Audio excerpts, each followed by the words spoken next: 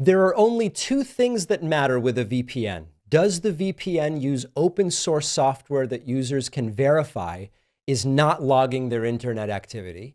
Have police gotten a court order to get user activity logs from that VPN, only to find out that the logs never existed because of the company's transparent no-log policy? The only VPN who can answer yes to both of those questions is private internet access. The only VPN who can prove that your data stays private. They're giving you 83% off, which is just $203 a month, plus 4 extra months for free at piavpn.com/DavidP. Welcome, everybody. Walmart has just fired a warning shot that every American shopper should be paying attention to. It's going to hit Trump supporters harder, as is often the case with these policies that have a sort of a real trickle-down effect in the economy. This is about Walmart's latest earnings report. Walmart posted mixed results. Okay, some good, some bad. But the real story is not their revenue numbers. It's about what Walmart says is coming next, and that's higher prices. And they're saying it's the Donald Trump tariffs that are going to lead to that. The Walmart CEO, Doug McMillon, pointed at Trump's tariffs and says, we aren't able to absorb all the pressure. There was this idea. Some of these businesses will just absorb the tariffs and say, we'll just make less money. And Walmart is now saying in investor documents, they're not going to be able to do it. It doesn't seem to be politics so much as it seems to be an economic reality that's going to hit people's grocery bills and expenses for a whole variety of products that people buy. We saw a 4.5% increase in same-store sales in the United States at Walmart, but overall revenue missed expectations. Fine. They beat earnings estimates. Some numbers are up, some numbers are down. But the path forward is one where you and I will be paying for it. And the kicker is that this is going to hit Donald Trump's base the hardest. Because sure, Walmarts are everywhere, but especially in red states, Walmart dominates. And in fact, there are more Walmart stores per capita in deep red areas of the United States than really almost anywhere else. In some rural counties, Walmart is the only place where you can go and get the products that Walmart offers. So when Walmart raises prices because of Trump's tariffs, it is Trump voters that are going to feel it first and that are going to feel it the worst. So break down the process. Trump slaps tariffs on imports. Some of them stick, some of them don't. Some are suspended for 90 days, some are not. Walmart can't absorb the cost. They have apparently thin margins. Prices go up at the checkout line. And the voters that are most loyal to Donald Trump, who rely on Walmart for affordable groceries and diapers and in many cases medicine, they are the ones that get absolutely slammed, and they won't even see it coming.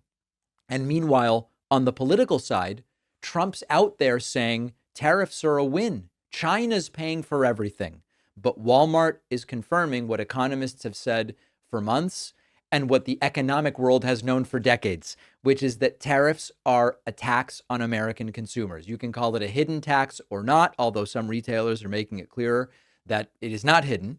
And McMillon said about the Chinese tariffs, even at the reduced levels announced this week, even during this 90-day pause where the tariff on China is only 15%, it still is too much pricing pressure for Walmart to absorb it. So the translation is that Trump is increasing your cost of living. It's happening sort of quietly, it's happening steadily, and it's happening on purpose because Trump did say it might be a little painful for a bit, but it's going to be worth it. Joe Feldman at Telsey Advisory Group says that the biggest wild card for the retail space for 2025 is tariffs. What's going to happen with tariffs? Walmart might weather the storm better than others because they're so huge, but American families aren't able to do it. So if you live in a red state, if you shop at Walmart, this is what Trump's economic policy looks like in practice. It's less America first and more sort of like you last. And it's gone well beyond being a culture war. It is now a wallet war, and Walmart is telling us which side is losing. Sadly, it's the average consumer. Kristi Noem got absolutely annihilated yesterday on live television by Congresswoman Delia Ramirez. This was really, some on Twitter posted that this was awe-inspiring. I don't know if it was awe-inspiring, but this is exactly how the Democratic Party needs to be dealing with these unserious people that are in this administration. Let's just get into it. I don't think we need too much more of an introduction to this to understand what's going on. Let's listen. Well, let me ask you the follow-up question here, because I have a lot of them. Do you agree that Article 1 of the Constitution gives Congress the power of the purse? Yes or no? Yes, it is a duty. Do you believe Congress that, to let me able ask to you another appropriate follow-up, funds. it's just yes or no. Do you believe you have the power to disregard congressional appropriations and unilaterally repurpose funds that have been duly appropriated by Congress? Yes or no? Ma'am, we are not doing that. So the we are answer to using you is dollars no. as to All how right, they well, were it was a yes or appropriated no, for ensuring the Secretary. Let me programs have continue. integrity. Interestingly, you said no. But since you've been Secretary, you have repeatedly disregarded the law. You have illegally impounded funds that Congress appropriated and that your branch of government must implement pursuant to the law.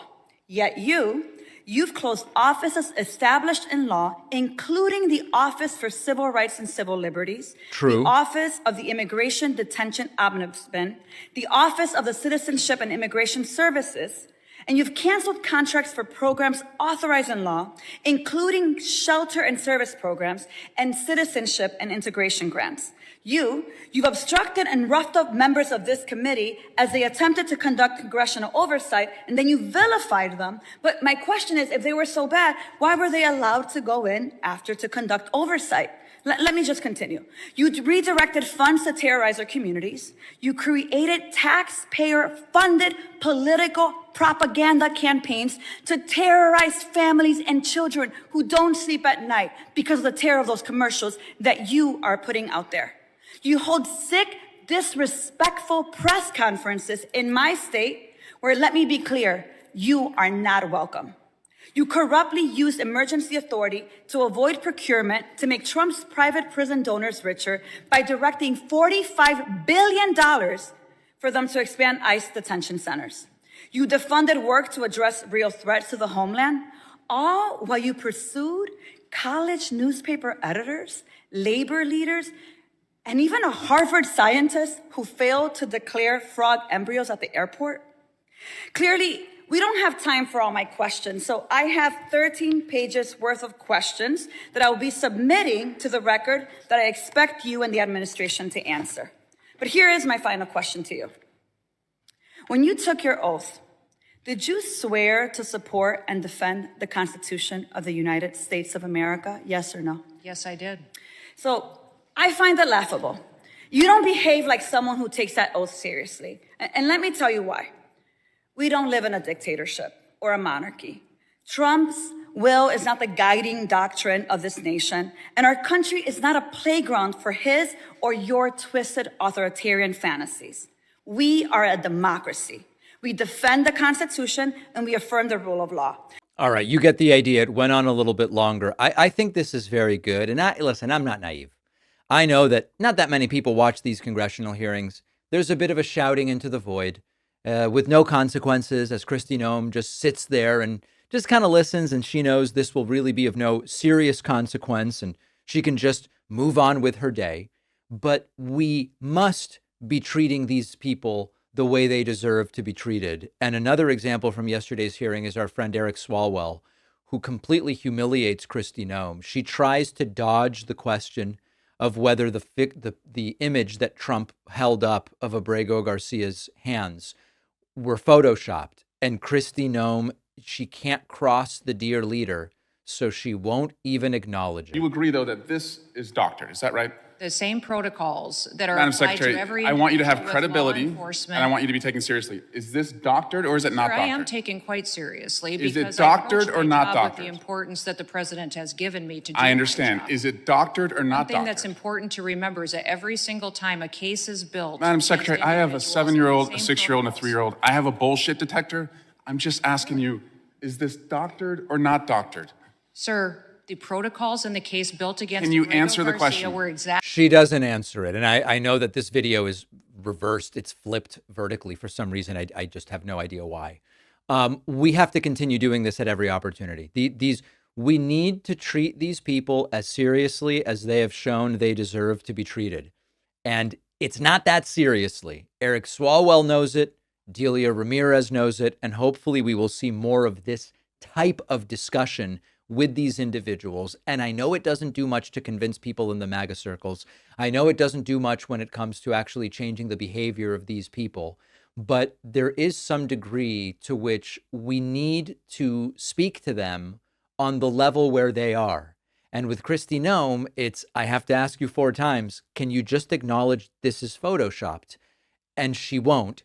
And we need to not move on from that. And hopefully we start seeing it at press briefings with Caroline Leavitt and in more environments. So nice job by the members, Delia Ramirez there and Eric Swalwell. We're going to take a very quick break. I do want to make sure that you're getting my daily newsletter, which we are soon to be significantly expanding. You can sign up by emailing info@davidpakman.com and saying, hey, David, get me on that newsletter. You can also simply sign up at davidpakman.substack.com. So we'll take a very short break and so much more, including from the current Middle East trip that the administration is on. So many different VPNs reach out to me wanting to advertise on the show, and I always turn them down because most of them do not pass the sniff test. Most VPNs are all owned by the same big mysterious company.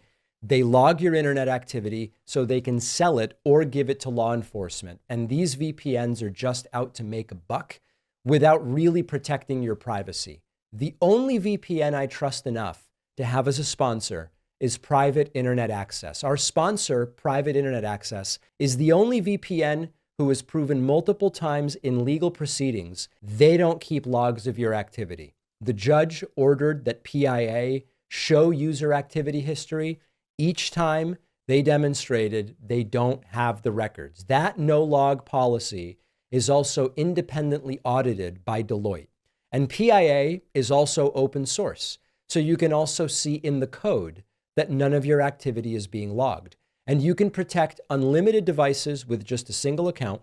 Private Internet Access is giving my audience 83% off, which is just $203 a month, plus 4 extra months for free. Go to piavpn.com/DavidP. The link is down below. The David Pakman Show is an independent progressive media program, and we do depend on your support. The membership program, which you can read about on my website, is the primary funding means for the show. You can get the full experience every day, no commercials, plus the bonus show, simply by signing up at joinpakman.com. We do have a coupon code that you can use. If you'd like a discount, that code is "It Will End Soon," all one word, all lowercase. And a huge thank you to the 213 new members who have recently signed up. Donald Trump is back to doing what he does absolutely best, and that is groveling for gifts from, this time, authoritarian autocrats around the world, including in Qatar. I don't totally know whether the video I'm going to play for you is authorized or unauthorized. It's sort of like a shaky handheld camera, which was the theme at a lot of Trump's Middle East events. Just for some reason, someone's holding the camera and it's shaky. But he was caught on video just gushing over the authoritarian rulers of Qatar. Talks about great and special men. And why? Well, there's 2 reasons. Number 1, they are handing Trump a $400 million luxury jet for free, and Trump likes it. Number 2, Trump just loves authoritarians. He's impressed by autocrats who govern with an iron fist and are completely indifferent to the needs and wants and feedback of the people that they govern. Trump loves it. Trump wishes that could be him. Listen to this. And to keep it with the title of your national anthem, I want to wish peace to the Emir and to all Qataris. Working together, we can help the entire region unlock its potential. You have unbelievable potential here. Such great, such just a magnificent place, and you're unlocking its potential. And you're a truly great leader and royal family. You have a great leader. Because you can have great land, you can have great wealth, you can have oil all over the place, you can have the oil and gas like nobody has. If you don't have a good leader, it doesn't mean a thing, and you see it all the time. There are a lot of places. Trump just gushing over the authoritarian Qatari royal family. We are being led by a guy who takes planes from Gulf autocrats and says it's patriotism. And just think for a second. Imagine if Biden took a gift like that from anybody, it would be DEFCON 1 on Fox News. When Trump does it, it's silence. And imagine if Biden made a habit of praising authoritarians and autocrats around the world. It would be, once again, what is Biden doing? But Trump does it every single day, and he loves these guys. And it is just silence and the sort of pathetic refrain of, why don't we want to get along with everybody? And as I've said before, sure, in a vacuum, we want to get along with people, but we don't want to endorse, condone, or implicitly appear to support human rights abuses and authoritarianism, except now we've got the authoritarian in the White House. So of course we want to support that. It's what Trump supports. Trump continuing during this disgusting speech, saying that no criticism for the Saudi royal family, no criticism for the Qatari royal family, but plenty of criticism for the democratically elected Joe Biden, that's for sure. He also understands that we took on a terrible situation that was left to us by a prior administration. And within a short period of time, I think we're in great shape. I think we're one of the most, maybe the most talked about, we are the most talked about country anywhere in the world. We're really, and this is in a period of time. This is during 100 days, a little more than 3 months, and let's say the first month doesn't count because for the first month I went to fix up the old office that can look really nice. So just in a couple of short months, he was taking in numbers that nobody ever possible. I don't think there's ever been anything like it in any country, and certainly there hasn't been. So what is the global sort of change here in terms of the standing of the United States? Well, very little praise for democratic countries, democratically elected leaders, very little of it. A lot of gushing and praise and excitement over the worst of the worst authoritarians around the world. It is a new global order. You know, these guys like Bannon and others, they talk about a new global order, and typically they mean horrible things by it. And now we are seeing exactly that. And if you thought this was bad, just wait until Trump was actually on mic and you could hear him, because it was horrible. The completely humiliating Middle East trip of Donald Trump continues. Donald Trump speaking in such confused nonsense language that everybody around him has been stunned into silence. Here is Trump on a bizarre, aimless, meandering screed about trees and drones and fire and saws and timber. And you can see Trump's friends next to him. They don't know what's going on. Nobody knows what's going on because none of this makes any sense. When you look at what's happening with Russia and Ukraine, the drone is killing tremendous numbers of people. You hide behind a tree and the drone comes down and it circles you with fire. You don't have a chance. The tree comes down also, by the way. It's so intense. I mean, you see these trees being knocked down like they're being sawed down by a top-of-the-line timberman, like you know who? Sean Duffy. Do you know that Sean Duffy, the head of the transportation department, who's working right now on the airports and getting a system because Biden didn't do a thing? What on earth is this guy talking about? And you can tell from the people next to him, they have not a clue what this guy is talking about. Not a clue. Trump then continues and reiterates, Sean Duffy was really good. at climbing trees. We're going to be giving that out pretty soon. But what people don't know about Sean, because I mentioned lumberjacks, that Sean, you probably didn't know this. That I'm not talking about this Sean. This Sean, no, not this is not. This is a different Sean. Sean Duffy, the head of transportation. He's a great Sean, though, I have to tell you. But Sean Duffy was the world champion for 5 years, climbing trees and down, up and down, world champion. So that's what you call a serious lumberjack. And he's doing a fantastic job, too. A really respected guy and a terrific guy. And I mentioned the champion because when somebody's a champion, he's the world champion for a long time. Right. He came down, when you come down those trees, coming down at a rapid, he said that started getting you back. You will often break your back. You miss a shot and you're coming down a lot faster than the human body was meant to come down. But he's doing I think what Trump means is that Transportation Secretary Sean Duffy is working on air traffic control at our airports because of Biden, since drones are knocking down trees with fire in Ukraine and Russia. Quality information from the President of the United States on the world stage in his first major international diplomacy trip of this second term. And it continued. It was just, he seems disoriented. He doesn't seem to understand what he's saying. Here is Trump talking about submarines. Weapon, as you say. We're also doing very heavy on submarines. We have a lead on submarines that I don't think, unless you have a really, really stupid group of people, including the president, I don't think anybody can catch us on submarines. We have our submarine, in particular, the late model. We're 15 years advanced on the submarine. Nobody can even come close. It can stay underwater for 30 years. Think of it. The only 30 years underwater. The only reason it has to come up is for food. It doesn't need water because they have their system of water, which is they can stay forever. The only reason it has to come up is for food. Can you imagine? It could stay underwater for years. Really just electrifying the crowd with his technical knowledge and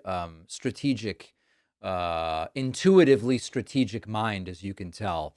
Okay, as we got to the end of this fiasco, Trump, after it being reported, Putin's coming to Turkey, we're going to have negotiations, we're going to figure everything out. Then we learned actually Russian President Vladimir Putin will not be going to Turkey, and Trump tries to equivocate on that. Jennifer, go ahead. Mr. President, no Putin's address. No Putin's address. Are you disappointed by that? No, I didn't anticipate. I actually said, why would he go if I'm not going? Because I wasn't going to go. I wasn't planning to. I would go. But I wasn't planning to go, and I said, I don't think he's going to go if I don't go, and that turned out to be right. But right. We have people there. Marco, as you know, is doing a fantastic job. Marco's there, Secretary of State, and we have people there. But I didn't think it was possible for Putin to go if I'm not there. Jennifer? There you go. It's not a big deal because the reason Putin's not going is because Trump's not going, and Trump's in charge, and that's the most important thing for everybody to remember. Trump is in control of everything. He's in charge of everything. Finally, and quite substantively, I might add, or not substantively, meaningfully, Trump eliminating Syrian sanctions. Here, Trump explains why. And I challenge you to unwind this verbal mess of an explanation. Been a big fight. And the other, of course, is Syria. We took out the sanctions, and that's been, I didn't even realize it's been many, many years that they've had sanctions, and as you know, there was a very big change at the top, and I thought that we have to give them a chance. They really have no chance with the sanctions. They were very biting. They were top of the line.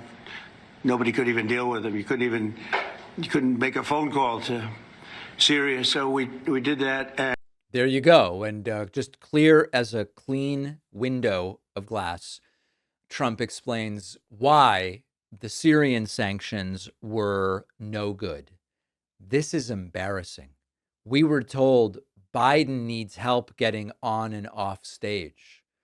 If that's true, is that any worse than this? Because this is a pathetic humiliation.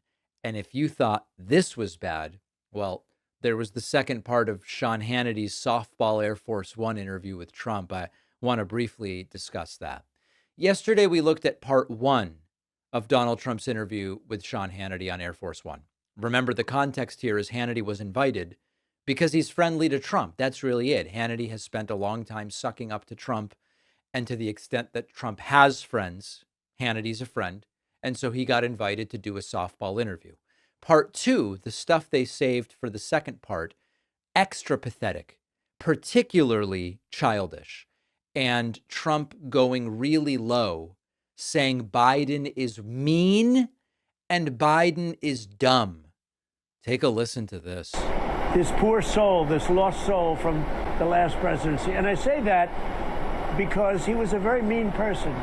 They went after our people, including me, but he was a very mean person. He was not a smart person. In fact, if you go back 30 years ago, he wasn't a smart person.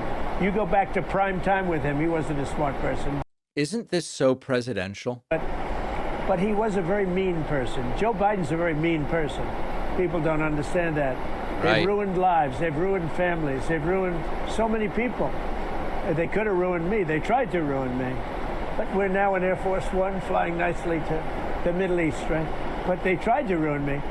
But some people weren't able to fight back. Their families have been destroyed. And the level, he knew what was going on, too. There you go. So Biden is mean and Biden is dumb, and then just obsessed with Biden, continuing and saying, okay, now Biden is vicious. Not only is he low IQ, but he's vicious also. Many of us saying, we've seen no evidence of these traits in former President Joe Biden, but Trump has. Would have used whatever means possible. These are vicious people, and Biden is a vicious person. Biden's a stupid person. He's a low IQ person, but he's vicious, and that's a bad combination. Really important criticism of the Biden administration. He's low IQ, he's mean, and he's also vicious. Okay. The interview was basically Trump just insulting people, going now after George Stephanopoulos from ABC News and referring to the lawsuit, of course. I call him George Slopadopoulos, the George Slopadopoulos show on ABC. ABC's really bad. I call him Little Georgie, so we both have our own little nickname. No, but he's a bad guy. But he's a bad guy. We had to pay me $16 million, so that's good. My favorite was the interview with the guy. You didn't pick David Muir or Stephanopoulos. I don't even know who you are. I had no idea. I don't know if the media knows how to deal with all the access they finally have, which they haven't had in a long time. I had no idea who he was, but he got a little nasty, so I explained that. He asked me questions that required factual answers, and a nasty guy. Don't know who you are. Who are you? They actually gave me a choice of anybody at ABC, and I picked this guy, Moran, because I never heard of him. So right. Makes sense. Pick someone I've never heard of to interview me. So as the interview winds down, Trump has attacked George Stephanopoulos.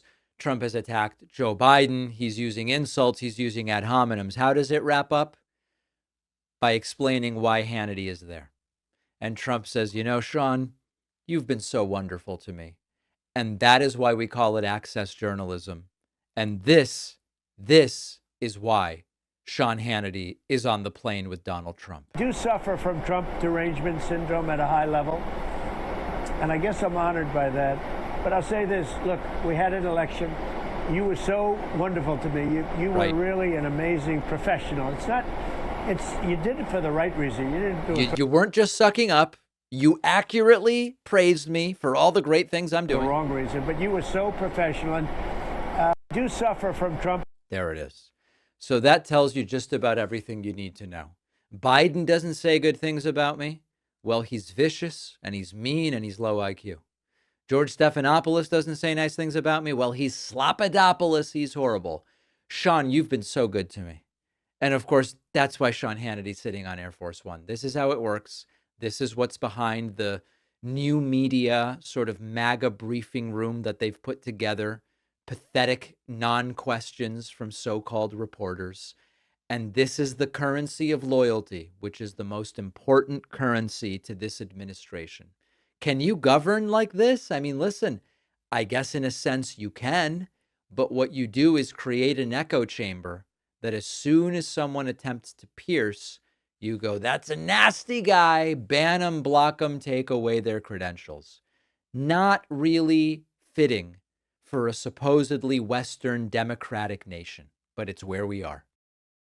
Don't forget that the best way to support the David Pakman Show is by becoming a member, which gives you access to the daily bonus show, the regular show with no commercials.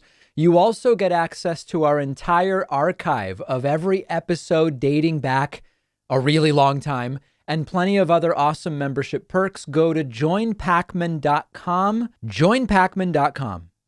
It's great to welcome back to the program today Matt Gertz, who is a senior fellow at Media Matters and has been very closely watching this sort of Fox News to Trump administration pipeline that exists. You know, we sometimes talk about feeder schools.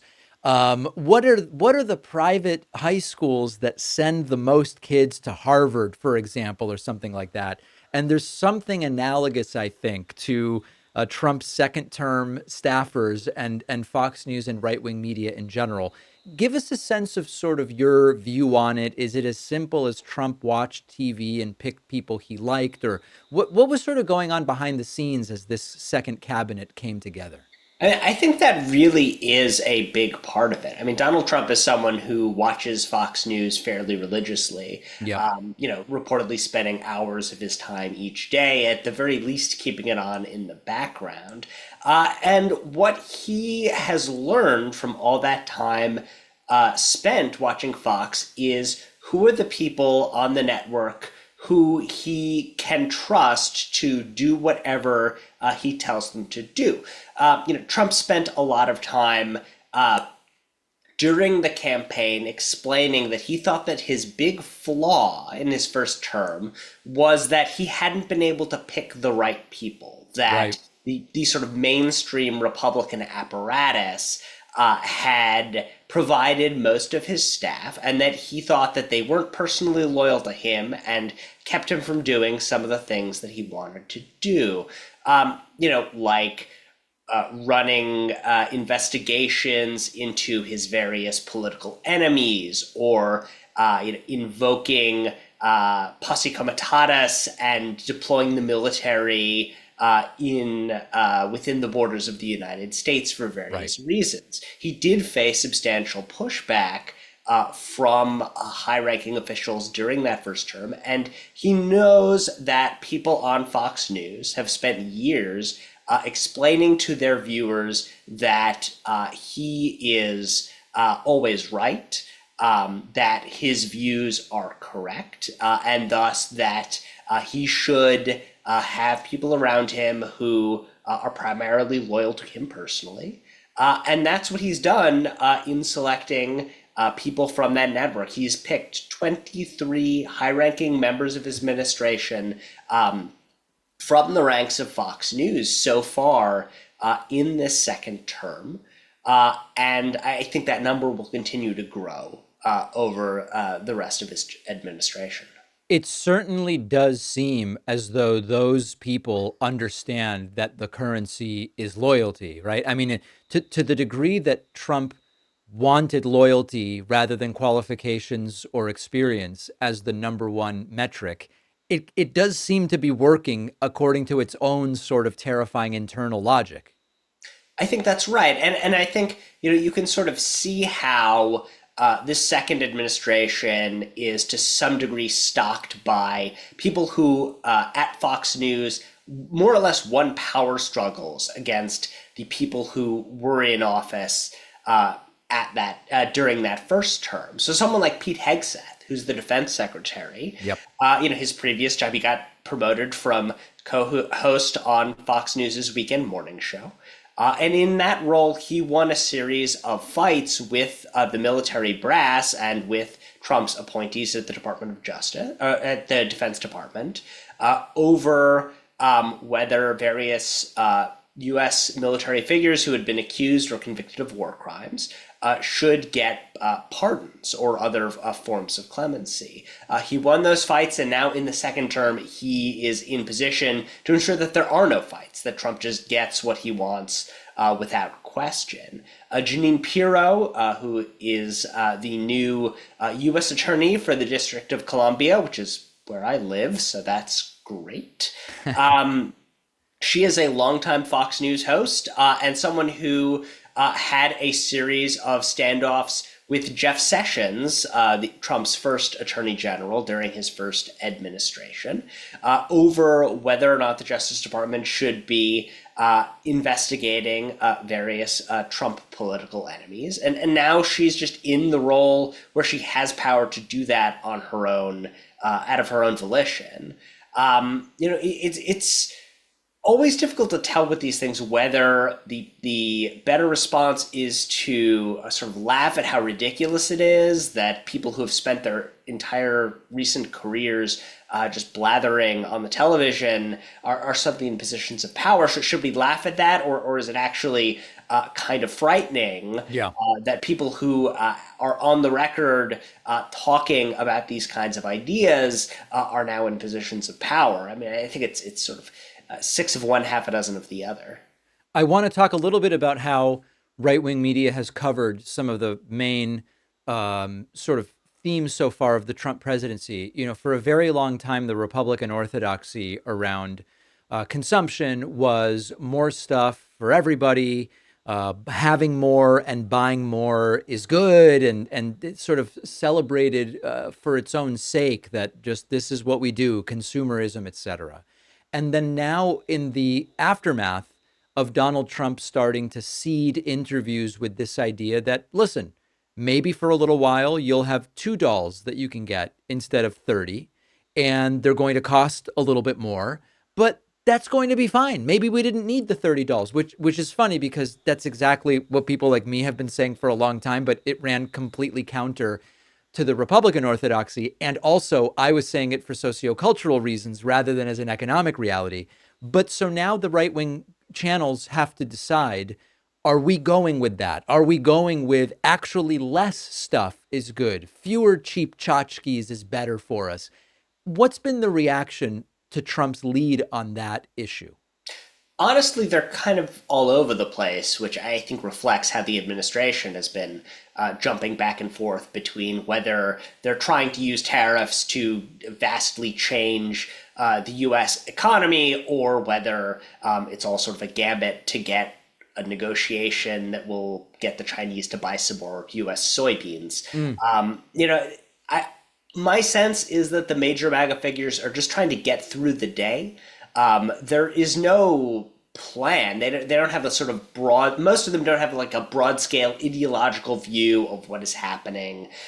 They're not really trying to maintain some sort of consistent position. They're just trying to praise whatever Donald Trump is doing at any given time and just sort of get through their show. And then, when Trump says something completely different the next day, run it back and do the same thing over and over again. But they've been all over the place. They have to, because, they're propagandists, they're shills, they're just agreeing with whatever the leader says at any given time.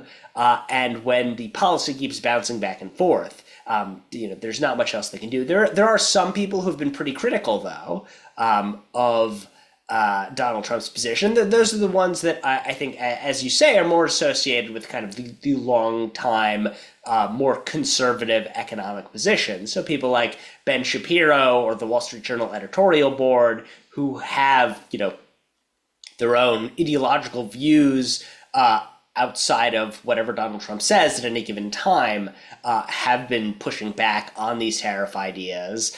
And, I think the end stage is probably Trump ceding more and more ground on those tariffs, and so sort of moving on from there. When it comes to the Qatari jet, it is certainly the case that there was a lot of bashing of the Bidens for corruption when Joe Biden was president, and the evidence was just out of reach. It was either James Comer who was about to have it, or some guy named Tony Bobulinski was about to put the final, nail in the coffin. Anyway, it never came. But now we certainly seem to be getting the impression that a lot of Republicans are not comfortable with the $400 million plane being gifted, but they're kind of playing coy with, well, it's being given to the Department of Defense. It's not given to Trump, but later it'll go to Trump's Presidential Library Foundation or whatever. What's been the reaction, bigger picture, on the jet?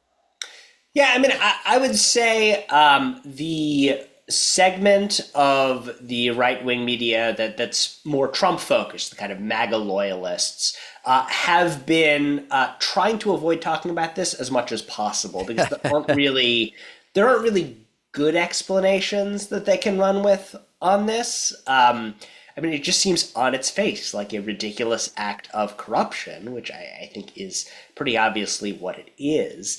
On Fox and Friends, the day after the story broke, they basically didn't talk about it except for a couple of brief segments. In one of them, one of the co-hosts, Brian Kilmeade, actually asked the correspondent who was reporting on this, "Is this legal? Are they allowed to do this?"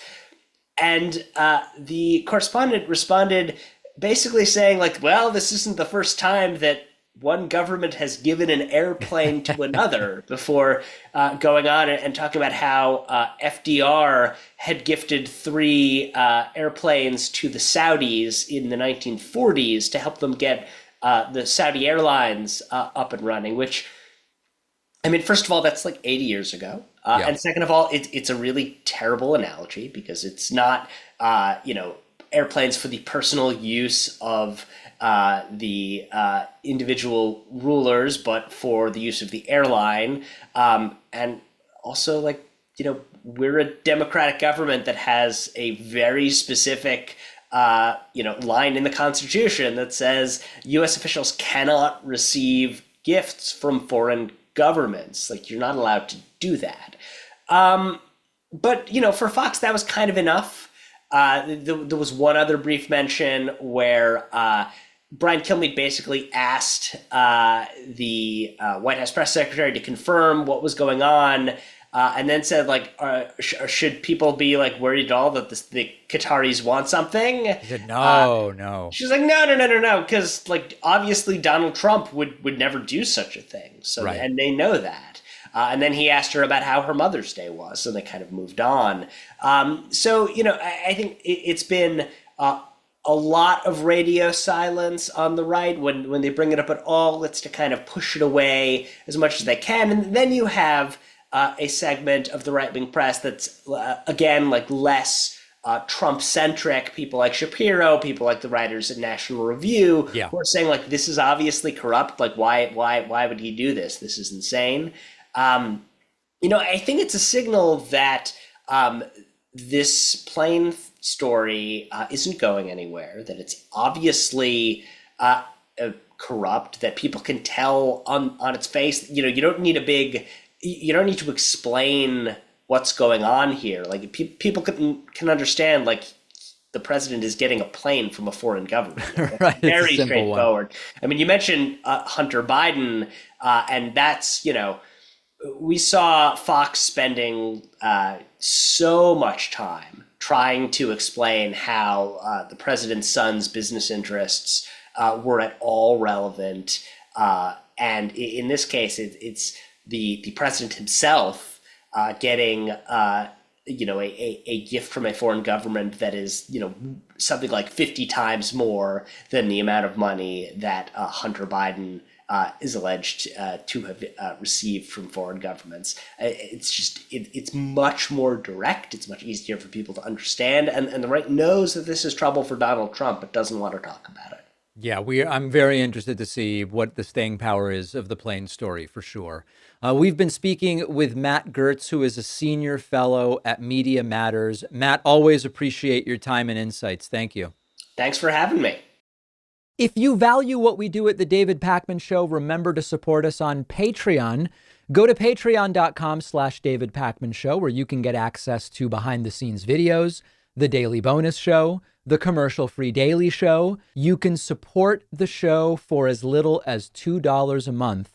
Check it out at patreon.com/David Pakman Show. Suspicions of insider trading are now all over Trump's Attorney General, Pam Bondi. You might remember that on April 2nd, Liberation Day, Donald Trump dropped this sort of financial bombshell, announced sweeping new tariffs on everybody everywhere. It sent the markets reeling, and it's been up and down ever since. And we've now learned that that exact same day, Trump's Attorney General, Pam Bondi, quietly sold over $1 million in Trump media stock.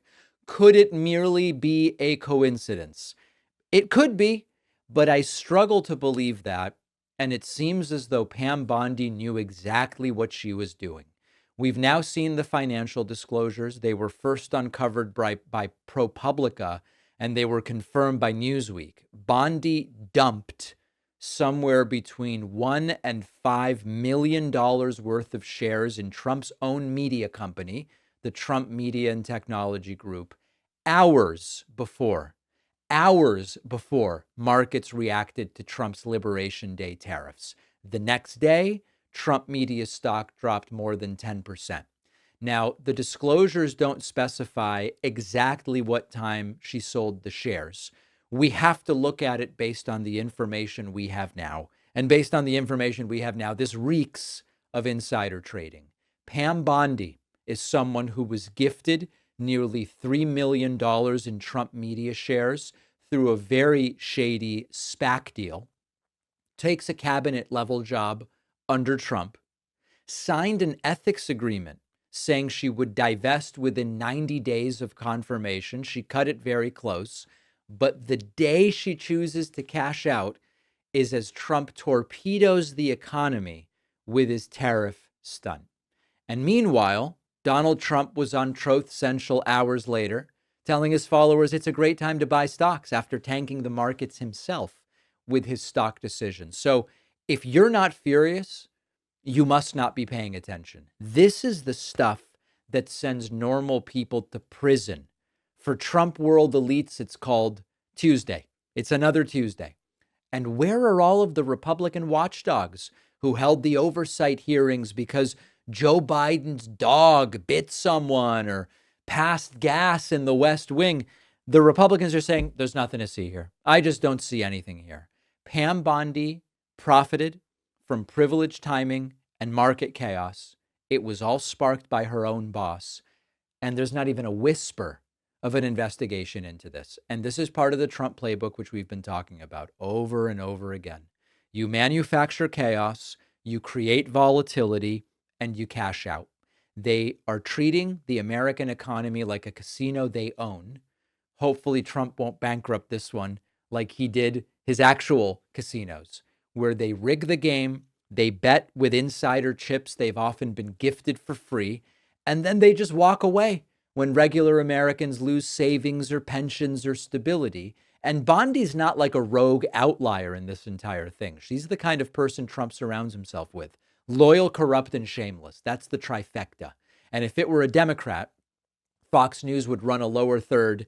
Insider trading infiltrates DOJ. It would be 24/7. It's Trump's team, so it's crickets. Now, I know that some of you will hear this and you will say, David, where were you on Nancy Pelosi? I was in the exact same place. Should be investigated.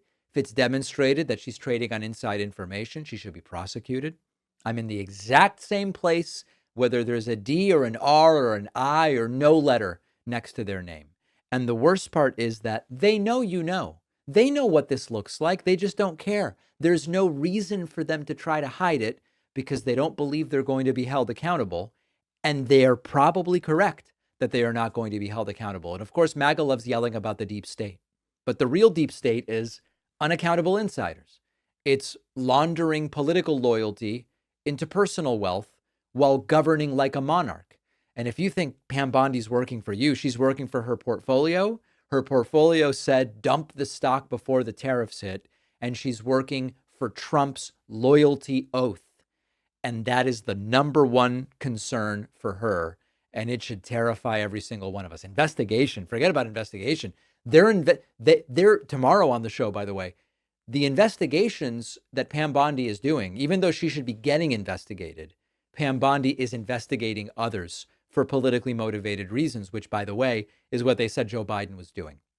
So we'll deal with that tomorrow. Let's talk a little bit about RFK.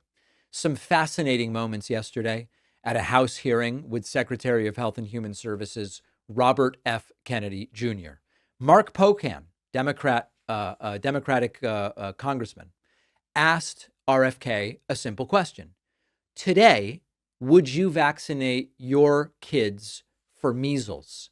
And RFK pulls out a fascinating one. He goes, I don't think people should be taking medical advice from me. What? I mean, he's right, but he's been giving medical advice for how long now? Listen to this. Something that might be helpful is you've previously said you've vaccinated your children.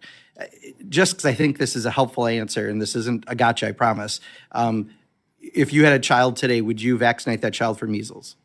For measles, probably for measles. What I would say is my opinions about vaccines are irrelevant.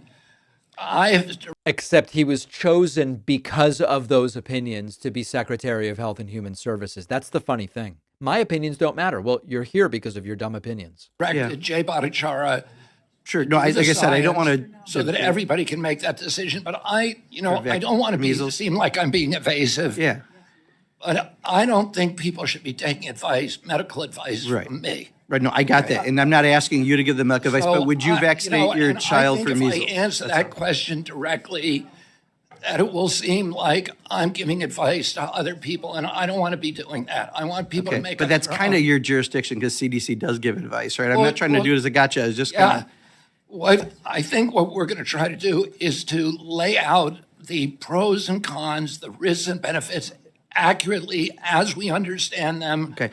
With replicable studies. Can you talk about chickenpox? Would you vaccinate your child against chickenpox? I don't want to give advice. I can tell you in Europe, they don't use the chickenpox vaccine specifically because the preclinical trial shows that when you inoculate the population for chickenpox, you get shingles in older people, which is more dangerous. Just one last one, just a yes or no, please, if we could. Polio? Polio? Again, I don't want to be giving advice. You get the picture, okay? The Secretary of Health and Human Services says we shouldn't take medical advice from him. Now, I happen to agree in this particular case that that's true, but this is a guy who built his entire public persona in the last 15, 20 years on giving nonstop medical advice, often bad medical advice on vaccines, on autism, on COVID. And now suddenly it's who am I? Well, you're the Secretary of Health and Human Services. And now all of a sudden he's backing off of every opinion he's given. Now, as if that wasn't enough, this was kind of a interesting moment. RFK gets completely startled by protesters calling him out. He flinches like he saw a ghost. Just a stunning moment. The budget I'm presenting today supports these goals and reflects.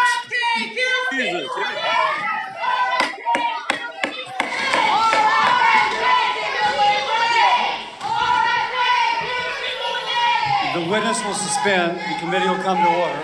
Capitol Police are asked to remove the individuals from the hearing room.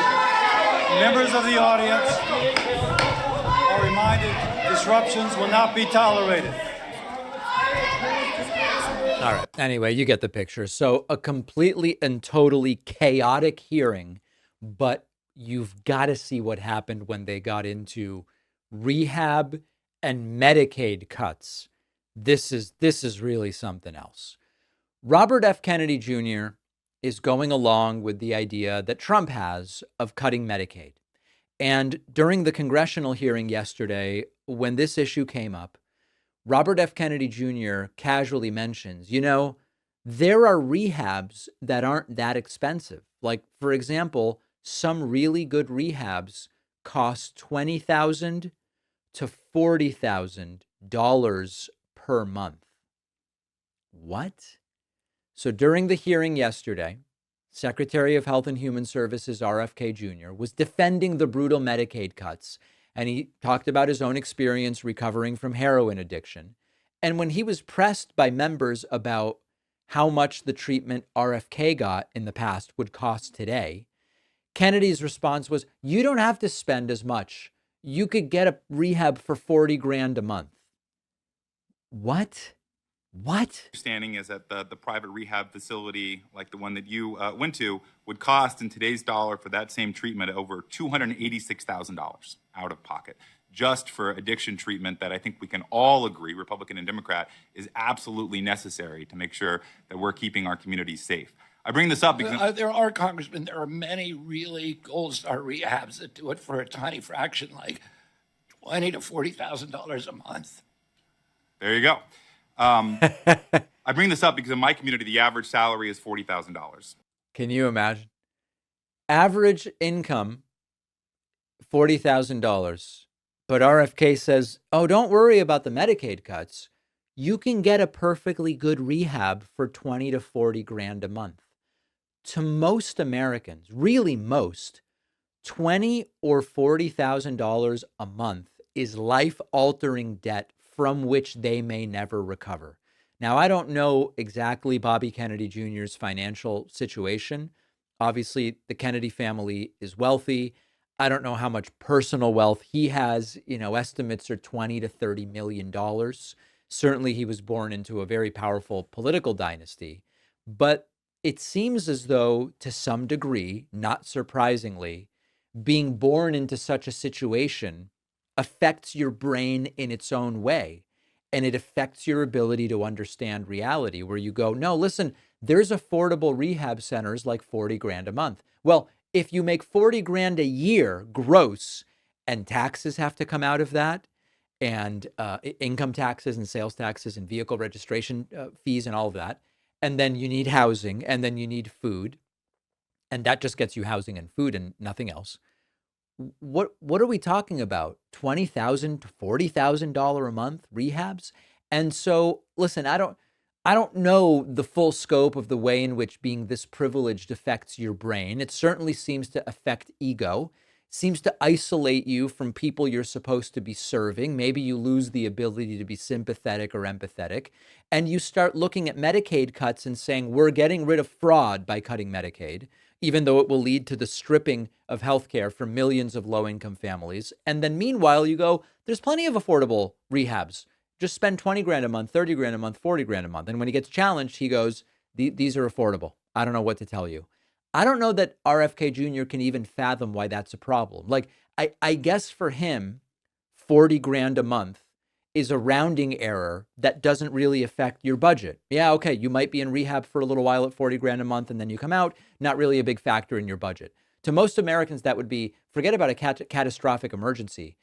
Most Americans wouldn't even be able to get a loan for that amount of money. It would be, do not pass go, do not collect $200, go straight to medical bankruptcy, years of debt, and it would be the difference between surviving or not. So I guess I'm gathering, if you were born into money and prestige to this degree, it's all theoretical. You talk about the poverty and mental health and the cost of this and Medicaid cuts and fraud, and it's all theoretical. It doesn't link up with anything because in the back of your mind, you're going, doesn't matter what we cut. They can all go to a 20 grand a month rehab and everybody's going to be fine. Well, most people don't even make that much. At the top line, 20 grand a month is $240 a year. But I don't know what percentile that would put you in. It's got to be 96 or something like that, meaning you 96% of the country makes less than that. But we're just going to go to rehab for 20 to 30, 40 grand a month. How do we expect a different outcome when these are the people that we put in the positions of power? Now, on the bonus show today, we are going to talk about a proposal from California Governor Gavin Newsom that some on the left are not pleased with. We will also talk about local lawmakers bracing for the possible pardon of Derek Chauvin, and we will discuss the Trump impeachment effort that has been pulled moments before a House vote. All of those stories and more on today's bonus show. Sign up at joinpacman.com. Don't miss it, and I'll be back with a new show tomorrow as well. Thanks a lot for watching today's show. I just want to take a second to tell you about today's sponsors. There are only two things that matter with a VPN. Does the VPN use open source software that users can verify is not logging their internet activity? Have police gotten a court order to get user activity logs from that VPN only to find out that the logs never existed because of the company's transparent no-log policy. The only VPN who can answer yes to both of those questions is private internet access. The only VPN who can prove that your data stays private. They're giving you 83% off, which is just $203 a month, plus 4 extra months for free at piavpn.com/DavidP.